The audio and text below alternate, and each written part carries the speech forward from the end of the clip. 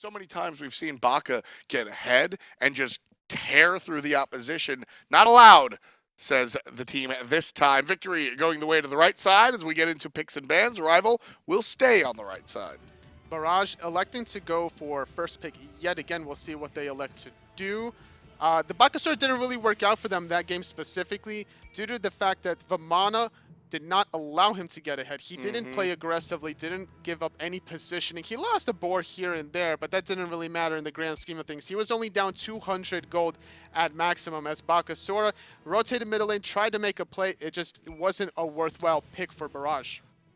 And Barrage doesn't want to deal with that Chronos. Just too much damage coming out from the Chronos, whether it's on the players or the towers. And then Thor.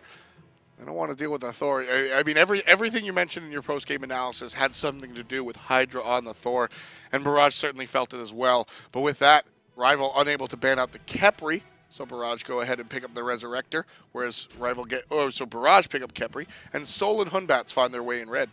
Surprisingly, they elected to leave Khepri open, but they banned out Ao Kuang in this situation. Now, with the Hunbats pick, it makes me believe that the Thanatos will not be picked to try to counter the Khepri. Awilix and Apollo going to get picked for Barrage. Hunbats counters Khepri in a much different way, in the sense that not a hard counter to get rid of the bubble. There you go. The shield, the revival button. But what Hunbats does is Hunbats can control Khepri with the Fear No Evil while you're bursting down an opponent. It's rare to see a Khepri pick up Purification. So in that sense, you're able to just lock down the Khepri and take an advantage in other places. Similar to how we see Najah just take Khepri into the sky and everybody else dies. As long as he gets pinned against the wall with the Fear No Evil and you have the Soul and the Anhur that was locked in for Rival, that's going to be a lot of damage onto Khepri. With the recent patch changes a couple patches ago, they nerfed his health by about 50, so that is a pretty big factor. We do have Isis banned for Rival, Odin's banned. As well for Barrage, it's going to be 2 Gardens, the Sobek and the Bacchus. We'll see where Rival elects to go, and they'll go directly into more damage with the Ares. Ares, I always say, Ares certainly has peel. It's just unconventional in the fact that he's going to kill you so you can't attack his backline. Rival, we saw how they were last game with Zenborne just always hitting go, always hitting the gas, always in the opponent's face with that Sobek. Expect exactly the same on the Ares with the Sobek ban. Yeah, the Ares wants to get the Purification to allow the Hunbats to follow, but it's going to be very difficult now because there's an Aphrodite on the board for Barrage. She's going to be able to link up with somebody and make sure that the Purification will be held on to and not have to worry about the no escape. Vulcan and Awilix should work out very well together. Apollo has a little bit of a knock-up as well. No real jumpers outside of Hunbats and Anhur on the side of Rival, so you'll have some interesting coordination going that way. But Vulcan, Aphrodite, Apollo, Awilix, Khepri, this is an interesting lineup to say the absolute least about it. Where are they? What is the win con of Barrage? What are they trying to find? They're waiting to get to the late game. They want to have the heals come online, the burst damage from the Vulcan, the damage from the Apollo as well. They have a lot of damage reduction coming out of the Khepri and the safety net that he provides with his ultimate. So this screams late game coming out of Barrage. Will Rival allow them to get there? The last one was over relatively quickly, Toli. I mean, it wasn't really that long. And 16 minutes is when we actually saw the big turnaround from a relatively even game to Rival really making a statement. So with their composition this time around, you've got the Vamana, the Hunbats, the Anhur, the Ares, the Soul. This is probably again another 16-minute mid-range team fight composition. No? It could very well be, depending on how Rival plays it and how they extend their lead forward. If they can bully the Aphrodite in the mid lane, then maybe they can make something out of it. Is it going to be actually the Vulcan in the soul lane? It is. It's going to be Vulcan paired up with the Awilix in the soul lane. Aphrodite is going to be middle. And that's a little surprising to me because generally you want to have Aphrodite with the blue buff so she can consistently heal herself and provide that. However, this will allow Barrage to play aggressive because now the middle jungle synergy will have consistent sustain moving forward. Watson plays that interestingly. You can actually place your turret in a spot where you don't have to redeploy it. But with the blue buff, it's all a wash, so not too big of a deal for Watson as he goes, collects it, and heads to lane with that Rick Ross boss skin, rocking out on the Vulcan. I love this character. I think he's very dynamic, and he's a burst mage at core, but he's interesting in the way he does it. And it's very annoying in the soul lane early on especially to deal with that Vulcan turret. Yeah, it just provides consistent damage that you can't. Everybody's dancing around and exiting the lane, and the turret doesn't move. It just sits there. You're forced to really spend some resources on it. Zenborne rocking the Fernando skin. A little bit of foreshadowing. We're going to see our first Paladins play a little bit later today, so definitely take a look out for that if you're interested in what's going on there. Whereas the jungle Anhur is it jungle? has to no, run away. Jungle Hunbats. The Anhur is in the mid lane specifically, getting poked out. The sustain from Aphrodite and Awilix was just too good. Ares going to get poked out really heavily. The dot's not going to be enough to take out the Ares. So I'm actually a really big fan of Jungle Anhur, despite the fact that he's not able to combat the invade here, or mid lane Anhur. I have Jungle Anhur on my mind for some reason. He's the king of the jungle. That's got why. jungle fever. I don't know. I mean, he's the king of the jungle. He's a lion. But so Anhur in the mid lane brings a lot of interesting stuff, right? He can find a stun. He can make interesting rotations. He's CC immune on that ult. There's a lot of options that Anhur brings into the mid lane. We see hunters there from time to time. Why is it so rare to see the lion in the mid?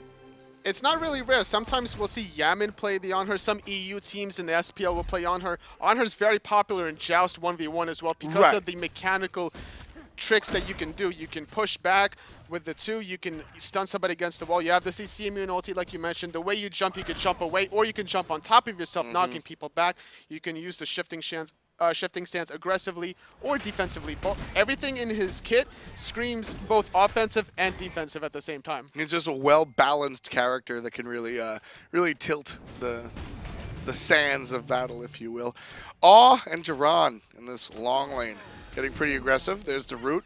I like that. Awe turns around and sees where his Apollo is before going for the grab. And that's the patience that you need as a player, because sometimes you want to throw out abilities, but why waste it if you're not going to get anything out of it? And now the enemy could counter-engage with your pluck being down. The Ares can capitalize on that by getting easy chains forward. You're slowed by the first chain. Second and third's going to do a lot of damage to you. And then it's on cooldown. You can use it as an escape, no longer an option. You're burning mana unnecessarily. So a lot of good reasons to make sure you turn around, and that's a big key. It just shows the level of experience and the level of play that your Khepri player that he's going to be on. And look how aggressive this Aphrodite is confident in playing it, because she knows she has to sustain. Even if they lose in the exchange, they will out-sustain the rival. And it's fun having this Aphrodite in the mid lane is very interesting, because the jungler in Season 3 has been called almost like a support mid, or almost like secondary mid, right? And so when you're guaranteed to have this jungler around 80% of the time in the mid lane, you can play this Aphrodite and team up. Now, where Aphrodite does fall off, why she's not a top tier mid lane pick, is because the burst damage certainly isn't there, and her rotations might leave a little bit to be desired. Do you expect Rival? Hold that thought. There's a pull. Just kidding. Ultimate for used. Do you expect Rival to really abuse this Aphro in the sense that not necessarily in the mid lane itself, but looking more for gold furies and stuff, knowing that she's not a threat? It's possible, because the shorter team fight lasts, the more it favors the enemies from Team Rival. Now, if the team fight lasts 30 seconds or longer, then the Aphrodite will really shine. The heals will, start topping around the 1.5 to 2,000 mark for that one specific team fight. And that's a large number for one team fight. 433. Shouts to Philip Glass. No kills just yet. Rival won game number 1. Barrage, on the other hand, not so lucky. 16 minutes was when Rival really started to break out. So we'll take a look at how that one develops if we see the same situation, because the composition, as I said earlier, Batz, Anhur, even the Soul, honestly, 16 minutes, that mid game mark, you got boots and maybe an item or and a half. That's really where this team's going to want to flex. Yeah, speaking of that, in the solo lane, we do have a gank onto the Vulcan, forcing the purification. This is a heavy gank on him. And Gnome's going to clean that one up. Kill on Watson with, 3 members to join the solo laner here. Team Rival finds the first blood in the 5th minute. And big notice, purification, not teleport. So we're going to see the long way back for Watson. And with that, Barrage didn't get anything in return. They were doing their own red buff. They could have potentially dropped the red buff as soon as the Vulcan called that he was getting ganked. Go for a quick Gold Fury. They could potentially still try to go for Gold Fury, knowing that a lot of the ultimates are down for rival. Batz is down. The Anhur ulti is down as well. So those are two crucial ultimates. Maybe not a Gold Fury necessarily, but at least force a team fight. Yeah, rival or Barrage, excuse me, understood that. All right, we missed the window. They showed up at Gold Fury and they looked at it real quick, and then they quickly looked away from it. Atonement getting aggressed on here, and there's the ultimate out of Zenborne to be answered with the ultimate out of Aphrodite, but Khepri from the side dashes back to the team. So rival knew that the Aphrodite was going to clearly use her ultimate to counter the Ares. Batz was right there around the corner. Could have potentially followed up after the ulti expired, but elected to play it safe and just kind of wait. Maybe he knew that the Khepri was coming from the backside, but that was a little bit of a missed opportunity. However, he could still engage here. See, with that, I actually like what the Ares is doing here. Hold that thought. There's Vulcan from a distance, unable to find a target. Well placed, but just smart positioning from rival after hearing the sound cue, not to be where they expected the ult to go. Very low is Atonement. He'll head back to base, and a big dissuasion, as nobody really wants to fight anymore. And this is the strength of Aphrodite here. They poked out the Anhur with the rotation from the Apollo, and the Apollo got poked out in return a little bit, but it didn't matter because Aphrodite linked up with him, threw a heal, Apollo goes back to pushing the dual lane. Everything is good for Barrage right now. So with this Ares just routinely taking off Afro ultimate, I actually want your opinion. Which do you think is more valuable? Does it make sense for the Ares to keep throwing out that ult? If it hits 2 or 3 targets, then yes, it's definitely worth in that situation to pop the ultimate. He elected not to go for CDR, so right now it's still the same cooldown. Aphrodite doesn't have CDR as well. However, as you rank up the Aphrodite ulti, it does go down a little bit. So in that situation, you want to have linked up the target. You want to not allow anybody to get pulled. And the reason I bring that up is because Ares comes in, right? And Ares ultimate is already looked at as a beads burner. You very rarely actually expect the pull. It's more to set up the subsequent fight, right? Whereas the Aphrodite ultimate, you're always looking for the application. Ares comes and he has like, I'm going to set it up for the next time we come in. Whereas Aphrodite, I just don't have the ult anymore. And now you're more susceptible to the damage out of the enemy team. So every time an Ares ult is traded out for the Aphrodite flat out, in my personal opinion, I think that's just a win. It is indeed. It's just you need some kind of follow-up while that window is down. Exactly. If you just do that just to do it, then it's like, okay, everything is still the same. Nothing changes, right? So there needs to be some sort of follow-up. Exactly. So in the next minute or so, I would love to see some aggression onto the Aphrodite. And we have a little bit of that, except going the opposite way. Zenborne throws out the chains. It's the 3-on-1. Atonement gets stunned out, and he's forced into the purification and jumps away. Perhaps he thought there was more coming than it actually was. Afraid to get knocked up and pulled by the Awilix, I'm sure.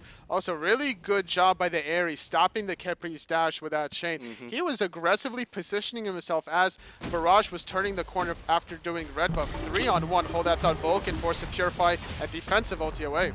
Not a big amount of damage coming out from that ultimate. Watson gets the Khepri ult, and so Gnome stops his damage, but just wait. As soon as it falls, there's the hit. Gnome able to find him with the cone attack, goes up into the big baby, and now shifting towards the mid laner. Meanwhile, Hydra in some trouble on the monkey as well.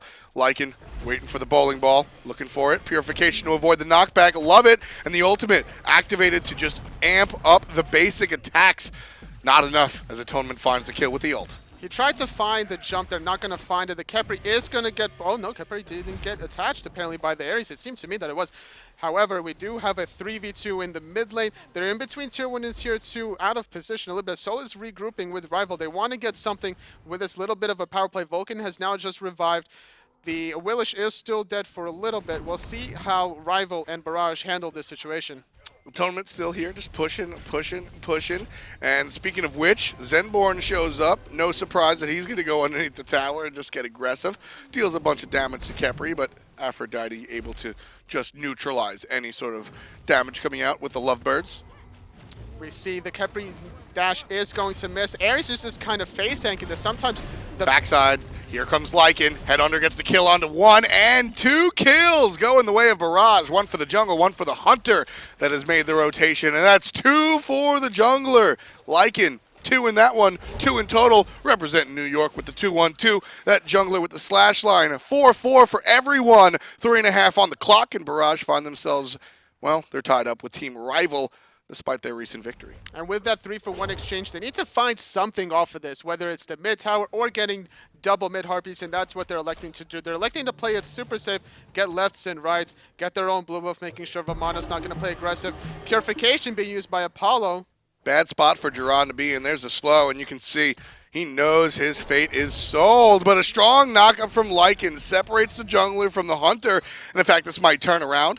Hydra knows he can't jump or else that ultimate's going to come out, and Zenborne comes just in time. So we saw Hydra aggressing be saved by someone, the turnaround, and then Hydra was saved by someone preventing another turnaround. That was exactly the same point I was going to make. Both supports are doing a good job basically supporting your cast. You have to make sure that if they're ever in danger, that you're there to bail them out. Khepri used the ultimate for the movement speed and the revive. Ares was there just to make sure there was no possible chance to chase down the Hun Batz. And not only attaching the chain, but also physically getting in the way, just causing that screen to disallow anybody to really follow up in case that was the game plan. So very good play coming out from the supports on both sides.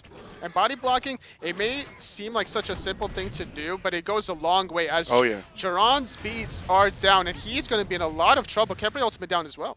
Jeron's still able to find a way out. The moves gets him a little bit of distance and also movement speed, not to forget about that aspect of the character. So easy peasy, able to find a way out. We do have a rotation from Aphrodite looking to gank this soul in the dual lane. Headhunter in some trouble with the 2-on-1, but Elexum's rotation heals up a little bit. Meanwhile, different story. That's a dead Lycan. Zenborne gets the kill for that one. His first of the contest, 1-1 and 3 on the support, and Elexum forced into her ultimate. A lot of damage being negated by the Aphrodite ulti. The overhand smash, the soul stellar burst, Ares around the corner, gonna chain the Khepri. The dots are all everywhere. Khepri and Elexum in some trouble here. A lot of push coming out from Team Rival on the left side of the map.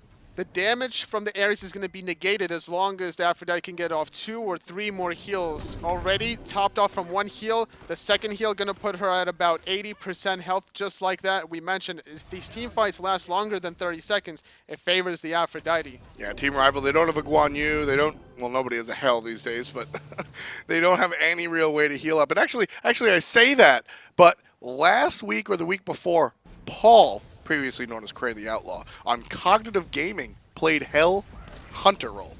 Oh yeah? In the SCL? Yeah, and he won. Huh. Yeah, that's exactly what I said about it. Well, I'm sure if we saw Wolfie 2032 in the SPL, there'd be a few hells in the games. Yeah, I mean, going way back, that was Thirst's logo, actually. Oh yeah, that was. It was the hell silhouette with the green and black. Yeah, Thirst, a pillar of the Smite community. So. Speaking of pillar, we do see the shifting sands right there. High five. Team Rival, all grouped up together on the left side. Still looking for this Tier 1. Headhunter going to lead the charge, and with that separation in between Tier 1 and Tier 2, Headhunter should be able to clean this one up very, very easily. 500 gold going the way of the red squad, and they're starting to sneak ahead just barely by 100 or 1,000. Now Barrage wants to get a team fight going here. They're going to catch the Vamana in a lot of trouble. Vamana trying to zone while the rest of Rival engage. And that's a beautiful turnaround. Gnome looked like he was in a bad spot, but in comes to Fear No Evil. But Rival doesn't want to fight this. Rival's going to retreat what looked like a decent team fight. They had to go all in that situation, and now this is going to favor Barrage. The Vulcan has made his rotation, and the space control from the Vulcan is going to allow Barrage to keep pushing forward with the sustain from Aphrodite. Rival's going to respect that, going to disengage. They got the Tier 1 in the duo. They might have to concede this gold here if they're not careful. Watson's going to set up the turret. Backfire already started. Rival's going to show up. Half HP on the Gold Fury. Keep an eye on that. 25. It's already down. Knock up on a Zenborne before he can even do anything about it. The pull's going to grab a few. Atonement gets 1. Zenborne gets the other. Atonement gets 2. Double kill for the mid lane on her. And 1 goes the way of the support. Although Ares does do a fair amount of damage himself. 3-1-4 on your Transcendence on her. Beautiful timing by the Vulcan meatball, recognizing Yep. the Ares was about to blink in, finds not only the kill confirm on the Gulf here, but knocks back the Ares to prevent any sort of distraction going on there. However, they lost 3 members, and that's a big deal. If they lose a tier 2 tower here, everything is going to be negated for Barrage. So they have to find a way to defend this. However, Vulcan is a pretty good god in terms of defending with his abilities. Look at that, already chunking the Anhur. He's forced to retreat. Yeah, a lot of damage coming out from the Vulcan. In fact, one of the most famous defensive sets in Smite history as Vulcan launches the ultimate over the top, unable to find the target. All that. Barrage going to give chase here. All right, Ares will show up and dissuade anybody from going harder, but there's an Apollo in the air somewhere. He tried to find the Anhur kill, recognizing how low he was. And now Barrage, despite losing 3 members, they were successfully able to hold their tier 2 tower. And with the Aphrodite sustain, it doesn't matter that this Khepri is around 30% health. He's already topped off a little bit. However, the Batz has something else to say about it. There's the Aphrodite ultimate. Very smart of Aphro to stay outside of the radius of the Fear No Evil, so she's able to go ahead and help out her teammate. And then traded back. Khepri goes ahead and ults the Aphro as a thank you. Really back and forth game so far. Rival is ahead a little bit despite the earlier gold fury from Barrage. About 2,000 gold, 1,000 experience ahead is Rival at the 16.5 minute mark, up 1 game so far. Yeah, you know, I was starting to talk about the Vulcan. One of the most famous defensive sets in Smite history came out from what became Titan. They were known under a different name then. They were down like 2-0 in a best of 5. All 3 Phoenixes down. The only ones alive were a Vulcan and an Ares. And Pretty Prime put his name in the history books by defending that Titan by itself. The turnaround, Replicas winds up with a Quadra, and they go on eventually to win the series. So Vulcan's ability to defend through the turret, the knockup, and just, I mean, late game he does just as much damage as a Habois, turns Vulcan into just this defensive monster. And you have to respect that damage coming out of him. On top of that, you have the Aphrodite. So you have the damage and you have the sustain. I like the late game team comp from Barrage. Ares is going to blink and force out the Aphro ulti. There's Lycan jumping away. Headhunter giving chase, as is Atonement. Lycan just dodging, weaving, ducking, diving. Nothing's hitting him except for the Khepri ult. And it'll be triggered and all the way home. Wee. As we do have the Batz ulti. Finally, there is a kill on the board. It is the Aphrodite, so now that's going to open the door for Rival. Now they take a second one. Without the Afro sustain, they just can't keep on fighting, and now they're going to lose their tier 2 tower. 1,500 more gold going the way of Team Rival. Take a look at the top of your screen. That is 3,000 gold, more like 4 for Team Rival. 4.5, even more. And Team Rival, they're going to take their recent tower, and they're going to head towards the Fire Giant, just daring Barrage to come and contest. They have a 5v3 power play, nobody in position, but they do have to respect the Vulcan ultimate. He's coming in the jungle side. Is he going to throw it out? It is in the air. It's not quite there in time, however. Yeah, just not enough damage. Wasn't able to really find it. Rival secures it, but in comes Lycan looking for the kill onto the Batz. Not able to find it, but Watson punishes Hydra for taking the wrong way out. Gnome takes out Lycan, which is a good look for Team Rival. That's a 1-for-1 so far. 4 members still with the Fire Giant, and Atonement with a quick Impale basic takes out the Khepri. Dashing forward, Zenborne in some trouble. Very low is he, but Elexum is going to get slowed down, jumped up, and knocked forward, but not knocked out. Damage coming out from the Vulcan as well, but it's unable to really find a target. As Team Rival wind up on top of that one. They trade out their jungler for 2 of the opposition and a Fire Giant. Team Rival looking very clean to win this one 2-0. And now Rival has their own sustain in terms of Aphrodite. They have a thing called Fire Giant buff sustain, and that's just as powerful, also allowing them to shred the objectives even harder. They're going to look to push this tier 2 tower in the solo lane. Vulcan ulti was used just to clear the wave, doing a lot of damage to Soul as well. Aphrodite ultimate being used. Wonderful mez coming out from the Apollo there to stop the onslaught. Gnome was going to kill the Afro. Gnome, that was a dead Afro if the Apollo mez didn't come out onto the Vamana. So very important play from the Hunter to support his, well, not support, but his supporting healer in Elexum. Vamana with Fire Giant buff, with Fatalis, with his ultimate online. You damn right that. Vamana would have gotten the kill. Oh yeah, that's a lot of damage coming out from a little baby. And there's 3 players just, Rival are doing whatever they want. They're able to walk into the opponent's jungle, excuse me. They're able to look towards towers, phoenixes, players. Right now, Rival are just being bullies. And that's the way you have to be, especially with Fire Giant. You have this gold lead, you have this experience lead. Take advantage of it. Push these towers. Zenborne going to tank the tower for his teammates. And it'll fall. 1,500 more gold. That's the end of all the towers that Barrage have to their name. The only structures in blue left are the Phoenixes. Worth noting, Rival has yet to lose a tower. The furthest one down is about 25% alive on the solo lane side. So, Barrage have a lot of work to do in front of them. As with that Gold Fury, Rival secures their 10, almost 11,000 gold lead above Barrage in just 21 minutes. And that just goes to show, like, Rivals all over the place. Not only are they able to make a plays on one side of the map, they're able to defend across the other. In the first game, we had the Giannis trying to split push any way that he could. He tried to push the dual lane side in the first game, couldn't find it. Tried to push the solo lane, couldn't find it. Similar game, however, this time it's not a Giannis that's split pushing, it's finally the Apollo. Yeah, that's a much better look. Not only can Apollo absolutely tear up these towers, but he can also just hit the eject button and get the hell out of dodge just like he just did.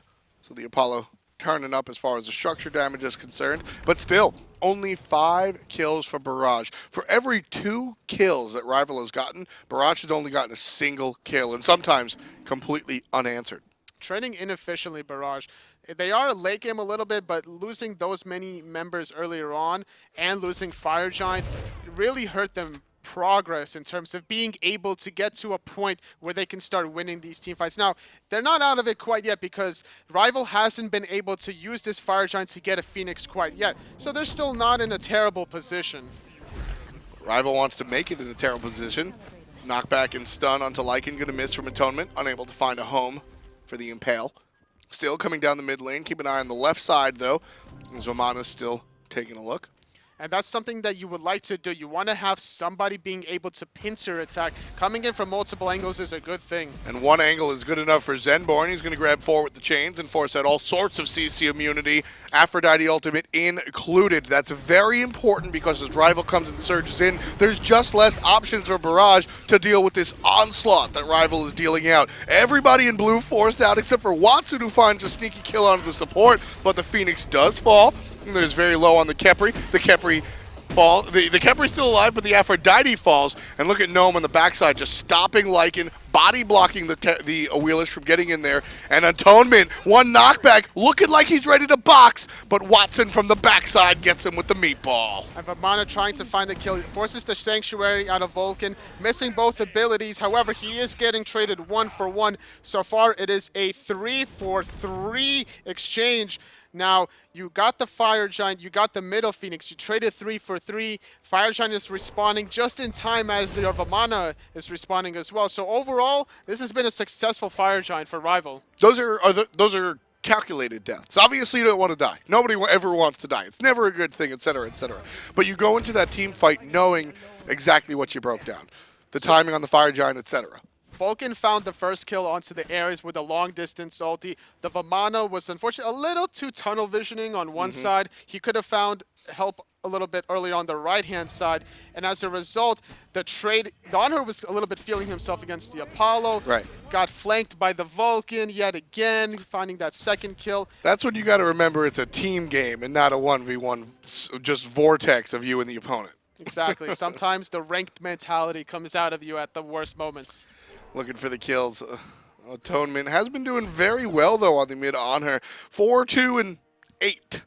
8 total assists. 12 as far as his kill participation is concerned. And with only 15 kills, that's a big percentage. So Atonement definitely making this mid on her work out. Do have an aggressive positioning from Rival. They want to take this blue buff away from Aphrodite, not allowing her to have the MP5 in these team fights. Vamana's going to deal with the split push from the Apollo since he does have the teleport. However, if the Vamana's not at that team fight, they're going to have less anti-healing options against the Aphrodite because the Vamana has Pestilence and the Curse to deal with that. Yeah, nobody else on Team Rival has any real healing reduction outside of the Brawler's beat stick, excuse me. Trying to find my words. But yeah, the curse about to come up for Zenborne. They don't need it to take out Watson, though. Team Rival with their 16th kill in the 25th minute. They're electing not to even go for the Fire Giant. They're just taking this one-player advantage, pushing into the solo lane, trying to get this Phoenix that Khepri's trying to defend here. And he'll do what he can, also with a Pestilence to stop down some of the onslaught that Rival has by way of Vamana at the very least, but still healing up in that ultimate, and more importantly, the damage being dealt to the Phoenix. Two Phoenixes on the right side of the screen have been taken out. So Team Rival clearly have opened the door to the castle, and they're going to retreat because they are a little bit wounded, but Rival have really set the tail. Act 1 and Act 2 are over, folks. Rival are just looking for the conclusion. And now with that one-player advantage, Vulcan is still dead for 10 seconds. Fire Giant being started for Rival, and they don't have to worry about that Vulcan ultimate, which is the only fact for Barrage. Hold that thought, though. Apollo is in the sky, just looking for something as he comes landing on in. There's the Fear No Evil to get rid of Jeron. He's got to use the Purification. Rival does secure the Fire Giant, no big deal. And on the backside, looking for a pluck. Can't really find much of anything. Vreb's Gnome, that's not the guy you want to grab, but Headhunter, Fire Giant forced into the Sanctuary. Headhunter finds the turnaround kill onto Elexum. Zenborne and Hydra combined for two of their own. The only people alive are Watson and Awe. Scratch that, it's just Watson as Awe takes the spill. Double kill for the Hunter. It's 8 to 20 kills. And Watson knows it's over for him as well. That's 21 blackjack, says Team Rival. And they'll take the game in 26 and a half. 2-0 above Barrage. This show match goes to Rival. Really well played by Rival. I really like the way they executed their objective control throughout. They didn't allow any sort of control from Barrage. They had a late-game team comp Barrage with Aphrodite. In the earlier stages of the game, they forced out Anhur a couple of times. They forced out the jungler a couple of times. But it didn't matter because their positioning was too good and the way they executed. And also, one thing that I liked about Rival's, not just gameplay, but as I said, I mentioned this is sort of just Zenborne's brand. They just kept going. You put the foot on the neck and you never pick up your boot. It's just all about this all-in strategy. We saw a little bit of growth and advancement in the Ares. To begin with, he kept getting those double ults, but he made this one big play in the middle Phoenix when he got 4 people. Forcing the Aphrodite ulti and forcing 2 purifications was really huge to get that early mid Phoenix. So what do you think about the European console scene? You excited for the SCL? I'm actually really excited. A lot of aggression, a lot of excitement, a lot of explosions, and that's what we're here for. Thank you for watching. We'll catch you in a little bit. We'll see you.